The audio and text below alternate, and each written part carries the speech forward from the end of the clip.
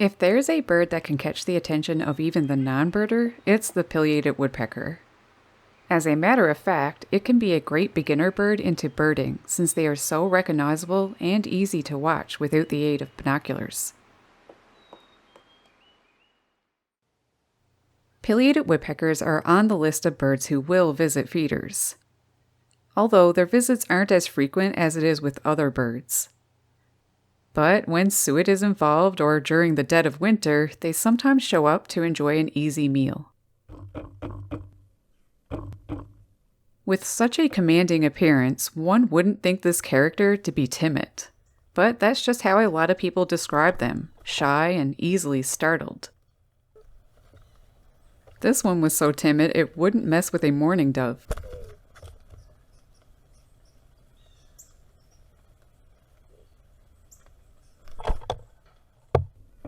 They can be a kind of gentle giant too, allowing most birds to eat alongside them. That is, if it's not a starling. I guess even the pileated don't like them. There's even a comical side that can come about, as they move around awkwardly, swaying back and forth. For a lot of people, when they see a pileated woodpecker, they describe the experience as a magical one. It's doubly magical if two pileated woodpeckers are together. Discerning a male from a female is pretty easy. Males have a full flame-like red crest that extends all the way down to their beak. The females are cut off midway, just above their eyes.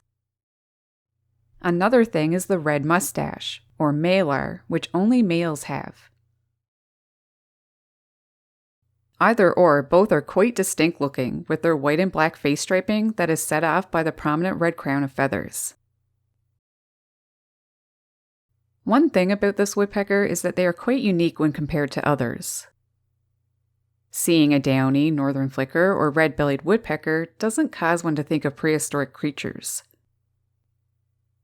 The pileated, however, has a look that can make one feel as though they have traveled back to a time long ago, especially when deep in the forest surrounded by towering trees.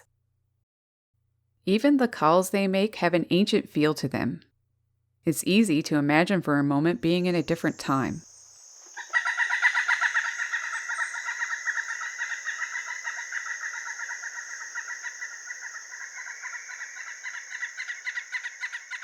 You needn't be close to hear it either, as their calls can travel up to a half a mile. There's another bird that sounds quite similar though, the northern flicker.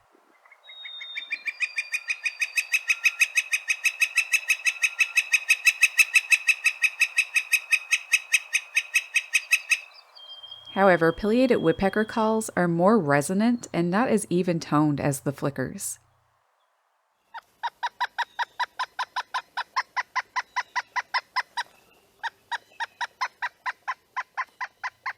Some people describe the crazy sounds of pileated woodpeckers as bringing to mind monkeys. For this, they are often called jungle calls. Others compare it to a kind of laughing. Both seem fitting to me. There's another but different sound they make, one that is described as being very similar to a carpenter hammering a nail into wood.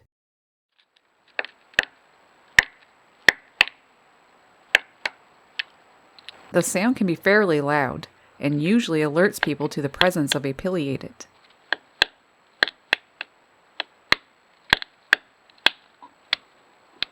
As anyone familiar with woodpeckers is aware, their drumming is louder than their pecking. The sound of a pileated woodpecker's rapid drum beats must travel a good distance.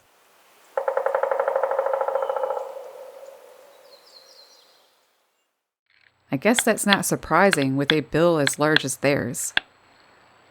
Coupled with their powerfully huge body, they can pack a punch.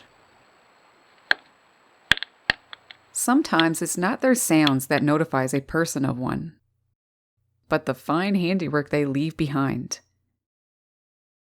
They are known for distinctive rectangular holes that they dig out.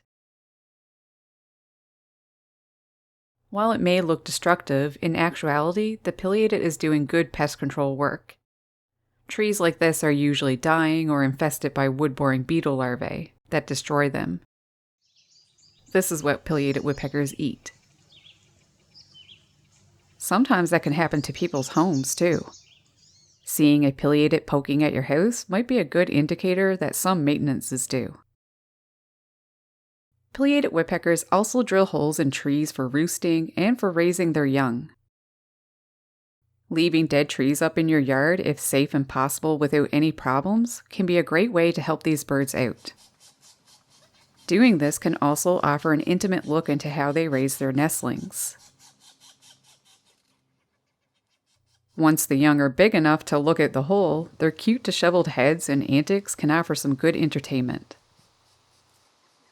Even after they are done nesting, it's good to leave the trees alone so that other birds and animals can use them. Pileated woodpeckers only use a nesting hole once. So that means that ducks, pine martens, owls, and other animals can use the nest holes in the years after. This, along with their pest control work, points to how beneficial the pileated woodpecker is to the ecosystem. Since dead trees are crucial to their survival, pileated woodpeckers are more commonly found in mature forests that have a lot of large trees and downed logs. Thanks to how widespread these woodpeckers are, anyone across southern Canada, the eastern United States, and along parts of the Pacific West Coast and northern Rockies can see this crow-sized woodpecker.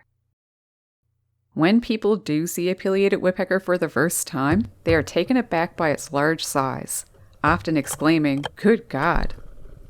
This earned it the title the Good God bird.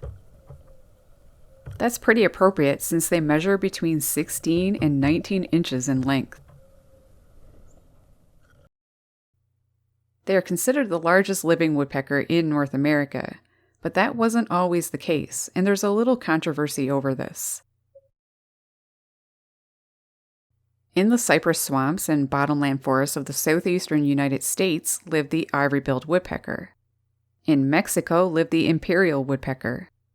Both species are thought to be extinct, with the last confirmed sightings being in 1956 for the Imperial and in 1944 for the Ivory-billed.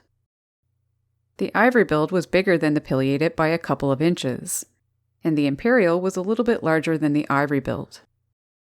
With the Ivory-billed, however, many people over the years claim to have seen this elusive woodpecker, not just random people, but expert biologists and birdwatchers. Some of the sources were convincing and credible enough to prompt an extensive search by Cornell between 2006 and 2010. It sadly turned up nothing. Then, in 2022, Project Principalis released grainy images from a drone and unmanned trail cams purported to be Ivory-billed woodpeckers. While not explicit evidence, the images were enough to delay the U.S. Fish and Wildlife Service from declaring the Ivory-billed officially extinct, and that's hopeful, allowing for further protection of the species and more research efforts. So pushing aside the idea of the Ivory-billed being extinct for a moment, and holding hope that they really are still out there, this would mean that the pileated is not the largest woodpecker in North America. Although these two species look rather similar, they aren't closely related, and there are things besides size that help to set them apart. For one, the Ivory-billed has a black throat, not white. But more eye-catching traits are the white lines going down its black back and two very large white panels on folded wings. When examining these recent images, the bird in question does look to have the distinct white markings and shape of the Ivory-billed. It is pretty hopeful. The Ivory-billed could very well still hold the title as the largest woodpecker, and I hope it does still exist. However, until we get undeniable proof, its relentless ability to evade us despite our greatest efforts leaves us in a kind of limbo, never too certain if they live or not. The reality is that if they do still live, there are very, very few of them left. For this, it should be said that most people will never get to see a living Ivory-billed. This is not the case for the pileated, however, who is undeniably very much alive, taking center stage, stirring awe and wonder every time people catch a glimpse of one. How frustrating but special this must be to those claiming to have seen the ivory-billed, a bird that has become something of mythical status. The ivory-billed is a lesson of the importance behind checking our carelessness, so unique environments and the animals that rely on them can strive and not become as if a ghost. We can never know the lasting effects our actions have until we are looking it straight in the face.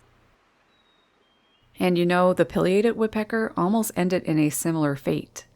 Luckily, conservation efforts worked for them, allowing this charismatic bird to adapt and rebound pretty well. So here's to the pileated, for evading the same fate as the ivory-billed and allowing future generations to be amazed by such a vast and prehistoric-looking woodpecker. While we are talking about size, let's go to the other end of the spectrum. This little fella, the smallest woodpecker in North America, the downy. Learn all about this adorable bird, such as how to attract one to your feeder, how to identify their drumming, and much more in the video on the screen now. Thanks for watching. Happy birding! Roughly 15 hits per second occur as they drum, with little rest in between, only a few seconds before the next. If you listen carefully, this can be used to determine which woodpecker you are hearing. For example, their larger look-alike the hairy,